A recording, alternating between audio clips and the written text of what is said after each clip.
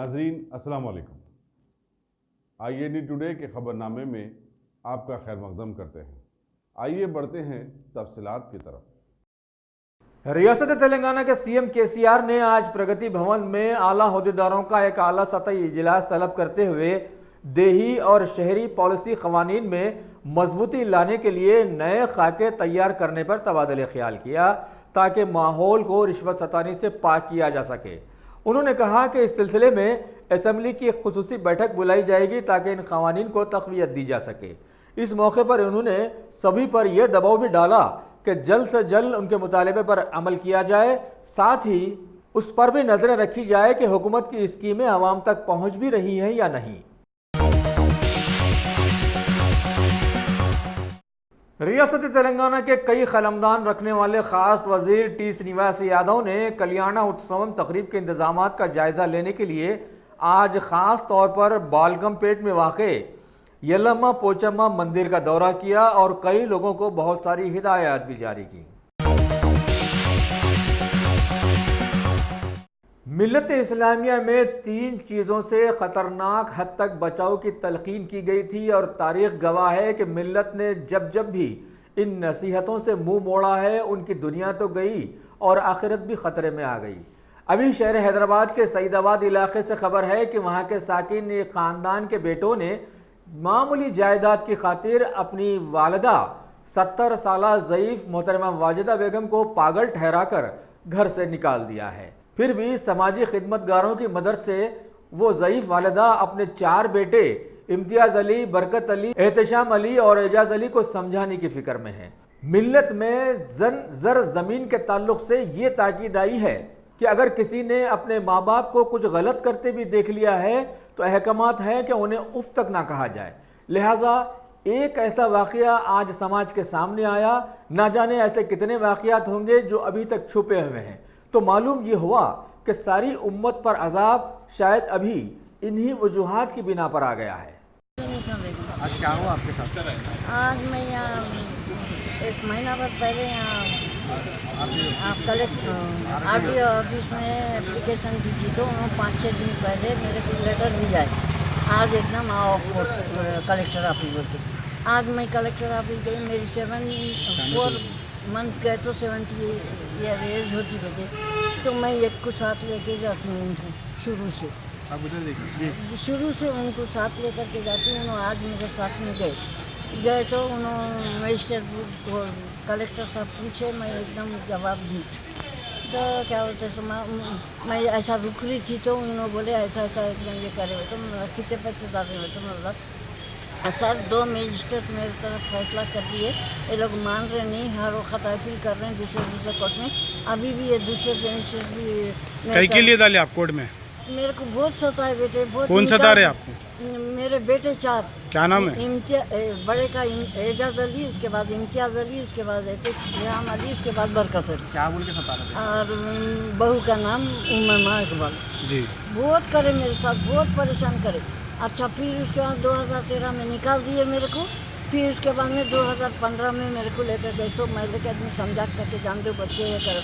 नहीं मैं बोली मैं नहीं मानती, मैं नहीं करती बोल के मैं बोली तो बोले नहीं नहीं चलो माफ़ी चाहते बोल के हमारे को लेकर के गए घर को। कहीं को निकाले आपको घर के बाहर? घर के बाहर वो बीवी आ गई, बीवी जैसा सिखाते गए वैसा बोलते। 4 बेटे वैसे? 4 बेटे उतना एकदम नहीं करे, मगर ये बड़ा बेटा जो है ना 4 बेटे कमाए घर बनाए करे, अब घर अपने नाम से कर लिया। बड़ा बेटा सालिक अपने नाम के ऊपर में कर लिया। अब इन लोगों के नाम से करो बैठो नहीं करते बैठो। इन लोगों ने बोले जान दो नहीं कर तुम बोला आज नहीं तो कल करेंगे, अपना पूछिए भी क्यों बैठो। मैं बोलना छोड़ रही हुआ, मेरे को घर से एकदम निकाल दिए बाहर, चबूतरे के ऊपर में जाली के ऊपर में डाल दिए। 2 दिन में वहाँ रही, 2 दिन में वहाँ पे रही करी। फिर उसके बाद में मैं निकल के घर गई तो इन लोगों का सहारा मिला। कौन दिया सहारा आपको? ये आपके पड़ोसी दिए? हाँ पड़ोसी वैसे दूर पे है, मगर दोस्ती 25 साल से आपके हमारे हस्बैंड से जब से ही एकदम दोस्ती थी उनसे, उन लोगों से। तो उन लोग मेरे को एकदम सहारा दिए, करे रूम दिलाए, रूम में रखे। एक रूम में हूँ मैं, वो रूम में आ करके मेरे को 2015 में लेके गए। लेके जाने के बाद में क्या करा सर, फिर उसके बाद में 2 महीना 17 दिन अच्छा रखा। पूरे ख़ानदान में ससुराल में मैसूर कर दिया कि मैं पागल हूँ। जब मेरे को फूसला मना के महल्ले के लोग ने समझा के मेरे को घर को एकदम भिजा दिए।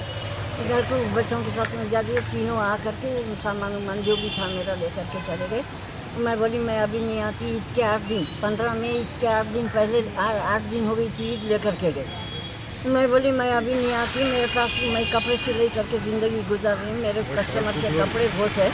कपड़े आप क्या कर रहे हैं रूम में रह के, अकेले जब रह रहे थे? मैं सिलाई करके रही थी। अब आँख का आप बहुत खुद कर रहे हैं? जी आप खुद सिलाई करके? फोटोज भी है बताती हूँ। आप खुद सिल ले रहे हैं? जी हाँ, मैं आप नहीं सी दिन आप अकेले रहते हैं? आप अकेले रहती हूँ। तो आपके बच्चे क्या बोल रहे हैं आपको अभी? आप चाह रहे घर पे क्या? आके धमकियाँ दिए। क्या बात पे बाजू वाले धमकियाँ दे बहुत रहे? समझाए तो जब से 2 साल से मेरे पास में नहीं आ रहे। क्या बोल के धमकियाँ दे रहे थे आप? हाँ, मार देते हमारे सालों को, बच्चे मारने करेंगे, केस उठा देंगे, केस उठा लो नहीं तो फिर अच्छी आप क्या केस डाले लोगों के ऊपर? मेरा हक मांगने के वास्ते, खाने पीने के गुजर के वास्ते बोल करके पैसे दो बोल करके। तो नहीं देते बोले पैसे? नहीं देते बोले। जब मजिस्ट्रेट फाइनल करे तो मेरे को फाइनल करे तो फिर दूसरी जगह डाल करके फिर हम नहीं देते बोल करके वो मजिस्ट्रेट के ऊपर में 3000 रुपये। कितने साल से आपका केस चल रहा है? अम्मा बेटे एकदम 13 से हिसाब करवा। 2013 से केस चल रहा है आपका? पूरा सोना ले लिए, सामान ले लिए, सब ले लिए। फिर दोबारा 2015 में ले आके कस्टमरों का सामान ले लिए। पूरा लिखा हुआ है कोर्ट में मेरा।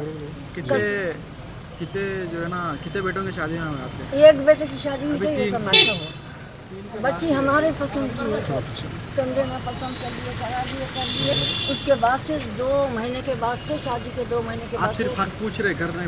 नहीं, खाली हक के लिए आप अपना पूछ रहे हो? हाँ, मेरा सामान आप अलग रह रहे तो भी आपको लोग रहने नहीं दे रहे क्या? नहीं रहने दे रहे थे। वहाँ फैसलाबाद पुलिस स्टेशन में 2500 एप्लीकेशन आए और बुला के समझा करके करे। आज क्या करे आपके साथ? आज ये मैं आखिर देख के दोनों में रिश्ते करे तो नहीं देता। अब यहाँ हाई कोर्ट में डाले। हाई कोर्ट का अभी नहीं आया। हाई कोर्ट का अभी नहीं आया सर एकदम मेरे में। तो अभी आप आज क्या करे? आज एकदम ये RDO ऑफिस वाले 3 महीना पहले इलेक्शन था ना, जब मैं एप्लीकेशन दी तो माँ अब एप्लीकेशन दिए आप ले लो, हम काम में लगे हुए हैं, आपको लेटर भेजते जब आना हो तो लेटर भेजे 6-8 दिन पहले। जो आज का डेट था है जी, आज का डेट था तो मैं आज एकदम गई इनको लेके। अभी दवाखाने से आ रही हूँ। जी क्या बोले RDO में? क्या बोले आप? RDO में गए तो RDO बोले क्या हुआ एकदम ऐसा कैसे एकदम कर बोलते उन लोगों को पूछे जी। तो बोले साहब हम लोग 4,400-300 रुपये डाल रहे। तो मैं बोला नहीं सर, मैं का बुक लाना भूल गया, 3,000 रुपये डाल रही। अब ये 2-3 महीने से मैं बैंक को गई नहीं। 2-3 महीने में अगर 1300 रुपये एक्स्ट्रा करे तो वो मेरे को नहीं मालूम, मैं ला के आपको बताती हूँ क्यों ऐसा एकदम ये कर रहे हैं बोल के। उन्हें 100 पढ़ ले करके लिखने लगा तो वो हम मेरे को बोले ये औरत पागल है। वकील के साथ आए थे, लॉयर के साथ। तो ये औरत पागल है, पागल है बोले मेरे को।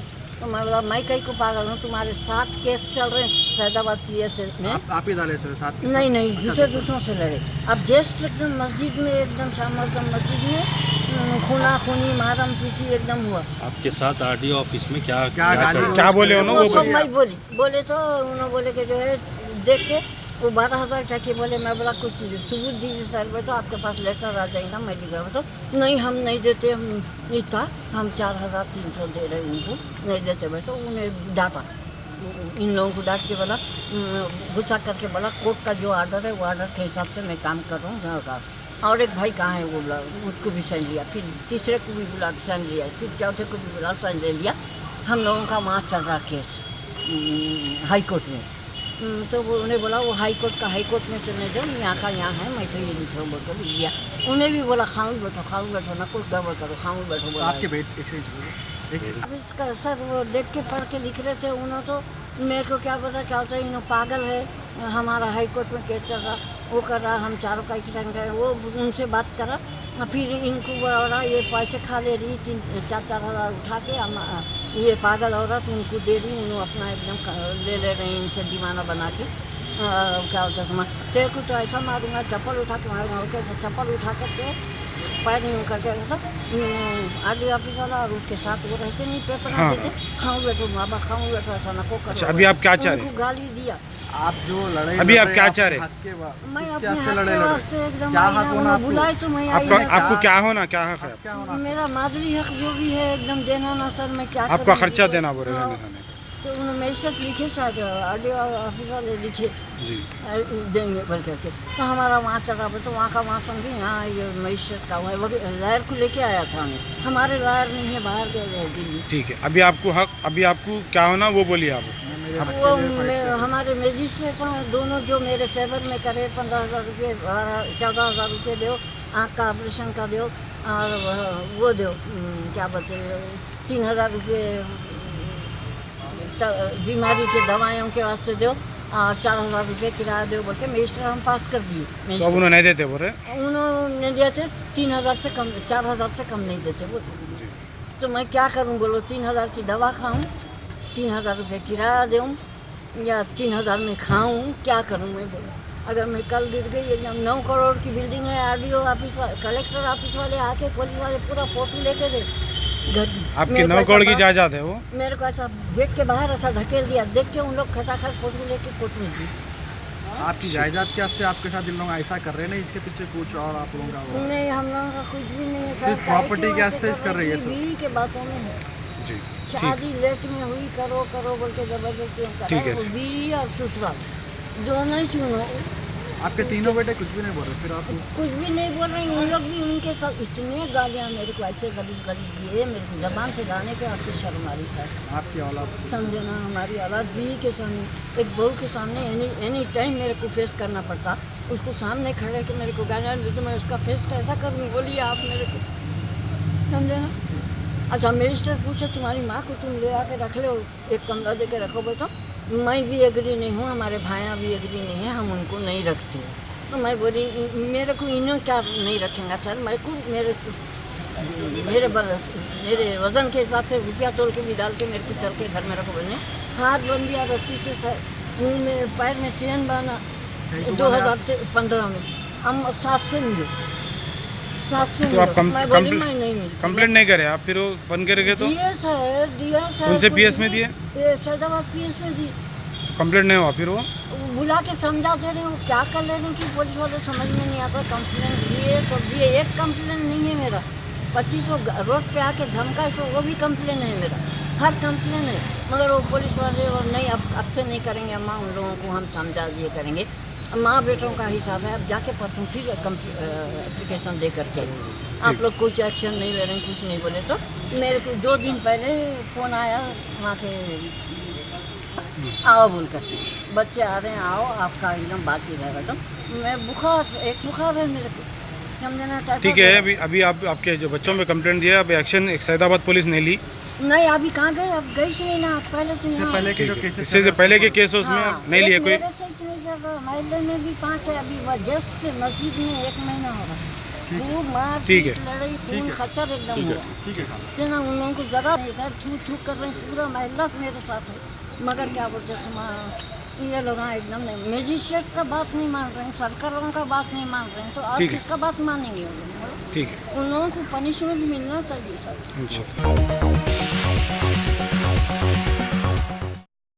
टॉप सिलेक्शन कंप्यूटर्स, अगर आप टेक्नोलॉजी के दौर में रहते हुए टेक्नोलॉजी से दूर हैं तो सोचिए मत, आइए एक बार खिदमत का मौका दीजिए। हमारे यहाँ branded computers Dell, HP, Lenovo, laptop accessories उम्दा क्वालिटी निहायत ही वाजबी दाम पर दस्तयाब है। स्कूल, कॉलेज, कॉर्पोरेट, ऑफिस वगैरह में बल्क क्वांटिटी में सप्लाई की जाती है। इसके साथ साथ हमारे यहाँ माहिर टेक्नीशियंस की निगरानी में रिपेयर की सहूलत भी मौजूद है।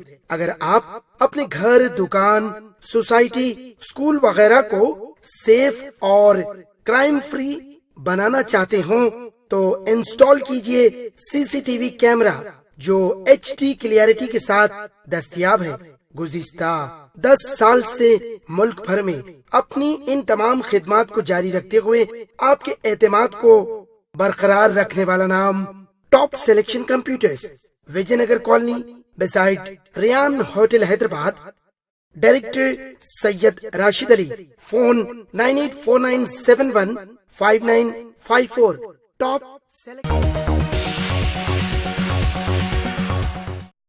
रियासत तेलंगाना के ज़िले वरंगल में एक नए तामीर करदा मल्टी स्पेशलिटी रिलीफ हॉस्पिटल का इफ्तिताह अमल में लाया गया। मेहमान खुसूसी के तौर पर टीआरएस के एक आला लीडर इटाला राजेंद्र ने शिरकत करते हुए इसका इफ्तिताह अंजाम दिया। दयाकर राव के साथ साथ टीआरएस के कई आला लीडर्स भी इस मौके पर वहां पर मौजूद थे।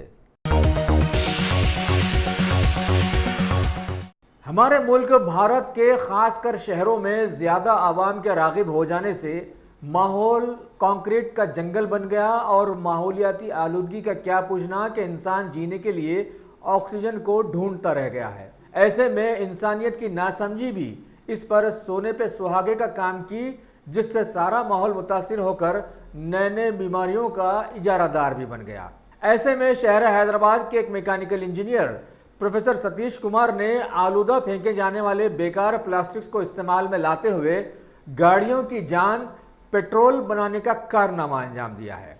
इन्होंने मीडिया के जरिए बताया कि बेकार प्लास्टिक्स को उनके एक ईजाद करदा पायरोलाइसिस प्रोसेस से 3 मादे कशीद करने में वो कामयाबी मिल गई है, और वो हैं डीजल, एविएशन फ्यूल और पेट्रोल। और तजुर्बाती तौर पर इन्हें 55 रुपये फ़ी लीटर मुकामी सनतें और डीजल और पेट्रोल से जनरेटर्स वगैरह चलाने वाले छोटे कारोबारियों को सप्लाई करके इसकी जांच भी कर ली गई है। ये मादे ना सिर्फ सस्ते हैं बल्कि इनसे माहौल में आलूदगी भी फैल नहीं पा रही है। अभी अपने तौर पर इन्होंने 2 यूनिट शुरू की हैं, जिनके तहत 200 से 250 लीटर डीजल, 80 से 100 लीटर तक एविएशन फ्यूल या फिर मिट्टी का तेल और 40 से 60 लीटर पेट्रोल निकाला जा रहा है।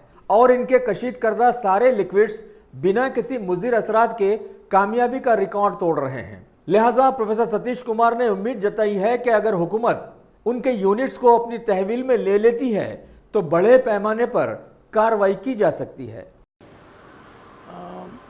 मैं सतीश कुमार हूँ, एक इंजीनियर हूँ मैकेनिकल।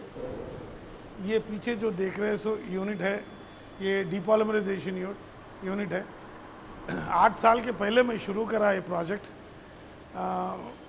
जब मेरे को सुना था pyrolysis is been used in plastic, मैं सोचा this is not correct. Actually जो चल रहा है pyrolysis is not correct. So मैं एक यूनिक सिस्टम डेवलप करने चाह रहे, तो वही टाइम पे मैं डिज़ाइन करके माय ओन एनालिसिस करने के बाद डीपॉलिमराइजेशन का एक प्लांट डिज़ाइन करना बोल के आइडिया आया था। उसमें बहुत रिसर्च करा 2 साल। वो करने के बाद then this has been manufactured from scratch in this same shade. जो भी रिक्वायरमेंट है वो पूरा मार्केट से ख़रीद के maximum we have manufactured here only, make in India concept पे। एंड ये इतना यूनिक है, ये एक ही प्रोसेस में you get synthetic diesel, synthetic kerosene and synthetic petrol, C14, C10 and C8 and even syngas आएगा। सिनगैस जनरेटर में जाता है सामने जो है। And the refused what we get after the residue, उसको हम लोग एक्टिवेटेड ह्यूमस कर रहा है। वो कार्बन जैसा दिखता है, एक्टिवेटेड ह्यूमस है वो, सॉइल कंडीशनर है वो, very good earth reviving this thing. तो यो जो वेस्ट से कुछ भी वेस्ट नहीं हो रहा। अपना एक स्लोगन है, we don't waste any waste. And इस सिस्टम डेवलप करने के बाद मैं इसको मार्केट में पब्लिक को समझाने के टाइम पे बहुत मेहनत करना पड़ा। पब्लिक को अंडरस्टैंड करने भी बहुत टाइम लग रहा है मेरे को। नाउ ये सिस्टम जो है अब it is going good. Oil demand पे चल रहा है, 1-2 महीने बुकिंग पे चल रहा है। एक थिंग मैं ये बोलना चाह रहा हूँ, ये तो कमर्शियल एक्टिविटी नहीं है जो हम लोग कर रहे हैं, सो ये सर्विस एक्टिविटी है। जब जिधर भी सोसाइटीज़ है, जो भी सोसाइटी हम लोग रह रहे, उन लोगों को समझना है ये तो सर्विस एक्टिविटी है, धरती का काम चल रहा है, environmental activity. They should know that we are doing good to the nation and the environment. ये एक यूनिक सिस्टम है, पूरा वर्ल्ड को अपन दिखा सकता है। ये एक प्लास्टिक वैनिशिंग हब जैसा इंडिया को बना सकता है अपन। दुनिया में प्लास्टिक का इतना डेंजरस सिचुएशन लगता है, एक मिनिमम अब से मिनिमम 10 साल if we don't act as of now, 10 years from now or 20 years from now, you cannot imagine ये जो environment जिधर भी प्लेसेस और पिलग्रम प्लेसेस और beaches you cannot imagine to see at all. मैं एक विनती है सरकार से साथ और लोगों के साथ, प्लास्टिक यूज़ नहीं करना बोल के तो वो होता ही नहीं अपने से। Plastic has come to our use as a helping hand, helping activity in such way that वो अपन यूज़ करने के बाद उतनी रिस्पेक्ट से उसको रिवर्स दे दो, डोंट फेंको। जो प्लास्टिक अपनी दुनिया में अपनी इसमें एंटर हुआ, प्लास्टिक यूज़ करो फेंको बोल के आया, मगर वो इतना गलत है वो स्लोगन। आज 40 साल के बाद लोगों को अंडरस्टैंड हुआ, मगर 40 साल हो गया, everybody is accustomed to use and throw. Now आज करो, 20 साल बाद यू कैन सी 1940 1960 कितना क्लीन बीचेस है। You follow this, respect the plastic, use करो, उतनी रेस्पेक्ट से उसको वैनिशिंग सेंटर्स में बेचो, मेरा जैसे यूनिट्स में। एंड गवर्नमेंट सपोर्ट और CSR में बड़ी कंपनीज सपोर्ट करे तो ये हर जगह हर टेरेन में लगाने के लिए मैं ओपन हूँ। we would see the plastic never go to the earth, refuse बोल के, अर्थ इज रिफ्यूजिंग दिस, मेरे को नखो दो बोल के, बिकॉज अर्थ ने नहीं बनाया ये, अर्थ ने बनाया डीजल और क्रूड ऑयल, वो शॉर्ट चेन मॉलिक्यूल है। प्लास्टिक हम लोग बनाया एनर्जी दे के, वो लॉन्ग चेन मॉलिक्यूल बनाया। अर्थ को नहीं मालूम उसको कैसा रिवर्स करना है, आदमी को मालूम है, आदमी उसको रिवर्स करके धरती को दे दिया तो बहुत अच्छा है। We could see near future our next generations to have good pleasant 1970 1980 जैसा है दुनिया, वैसा दुनिया दिखना बोले तो आज से ये फॉलो करना है। प्लास्टिक को रेस्पेक्ट करके यूज़ करने के बाद उसको रिवर्सिंग स्टेशंस पे पहुंचना यूज़र का रिस्पॉन्सिबिलिटी है, गवर्नमेंट का रिस्पॉन्सिबिलिटी है। प्लास्टिक ऑडिट रखना है, आदमी कितना पैसा खर्च कर रहा है, you want a record as of now, ये भी रिकॉर्ड करो आदमी कितना प्लास्टिक यूज़ कर रहा है। एंड देखो उन्हें 100 ग्राम प्लास्टिक खरीदा, उसकी रेगुलर यूजेस में कितना प्लास्टिक रिटर्न भी जाए, let it recorded on his chip और इन हिज सिस्टम और ऑन हिज कोड, देन सबको ये आ जाएगा। ये 40 years 20 years फ्रॉम नाउ अगर गवर्नमेंट ये सिस्टम फॉलो करे तो plastic will definitely end up in clean way to the vanishing centres. It will be more easy for vanishing it, energy ज़्यादा नहीं लगेगा, आदमी लोगों को भी ज़्यादा नहीं लगेगा, जो यूज़ कर रहा उसी को रिस्पॉन्सिबिलिटी रहता है वो किधर देना है response, where should it end up. तो वो रिस्पॉन्सिबिलिटी थोड़ा यूज़ करने वाला ले लिया तो अगली आए सो जनरेशन्स को अपन क्लीन ग्रीन सेफ एनवायरनमेंट देने वाला हो जाएगा। Thank you.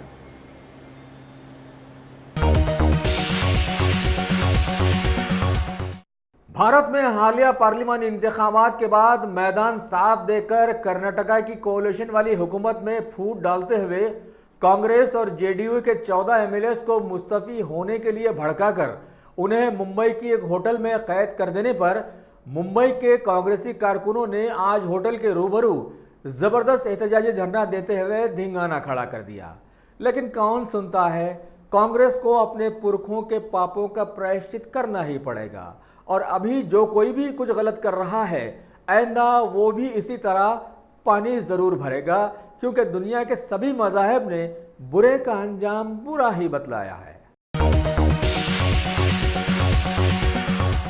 अब A1 टाउनशिप चिविला और मोइनाबाद के दरमियान मेन रोड से 1.3 किलोमीटर आबादी से लगा हुआ तमाम डेवलपमेंट के साथ, जहां आप अपना घर बना के रह सकते हैं, जो है बिल्कुल बिल्कुल बिल्कुल आबादी से लगा हुआ। 4 लाख में 100 गज का plot, drainage, electricity, footpath, BT road, college, bus stop जैसी तमाम सहूलियतें दस्तयाब हैं।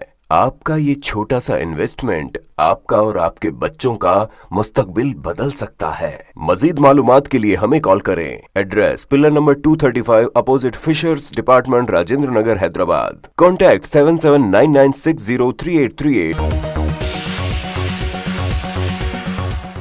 रियासत तेलंगाना के वनपर्ती इलाके में मुकामी पुलिस ने अवामी पैसे से गांव के अतराफ व अकनाफ में 10 से जायद CCTV कैमरास ऐसे नस्ब किए हैं कि कोई परिंदा भी पर नहीं मार सकता। इस मौके पर अवाम ने एहसास पेश किया कि काश सारी रियासत की पुलिस भी मुल्क में चलते नोटबंदी और जीएसटी के अवाम के पैसे से ऐसे कारनामा अंजाम दे ताकि महकमे पुलिस की नज़रों से कोई बच ही न सके।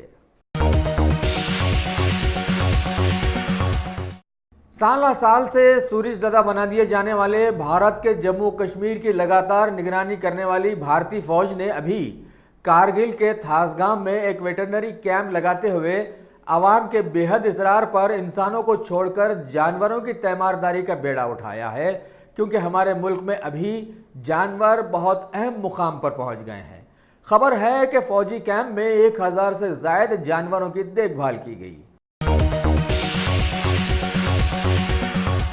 गाजी kidney centre and multi speciality hospital गुर्दे और बवासीर के इलाज का 40 साल मशहूर हॉस्पिटल, जहां हजारों पेशेंट्स क्योर हो चुके हैं। Doctor Hussaini international national award winner और दूसरे डॉक्टर्स और लेडी डॉक्टर्स की जेर खिदमत गुर्दे के तमाम अमराज का मुकम्मल ट्रीटमेंट किया जा रहा है। गुर्दे फेल हो चुके हों, डायलिसिस करवा रहे हों, याद रखिए डायलिसिस कोई इलाज नहीं, इससे 1% भी गुर्दे रिकवर नहीं होते। हाँ, डायलिसिस टेम्पररी रिलीफ दे सकता है, लेकिन हमारे ट्रीटमेंट से गुर्दे फिर से फंक्शन में आ सकते हैं। गुर्दे श्रिंक हो गए हों या सिस्ट हो, गुर्दे की पथरी हो, कैसी भी गुर्दे की तकलीफ हो या पाइल्स यानी बवासीर, चाहे ब्लीडिंग हो या कोम, बगैर ऑपरेशन मुकम्मल क्योर ट्रीटमेंट का एक ही centre, Ghazi kidney centre, DLRL main road opposite Vikas high school, Chandrayan Gutta, Hyderabad. Cell 9966930824 या 9391326261।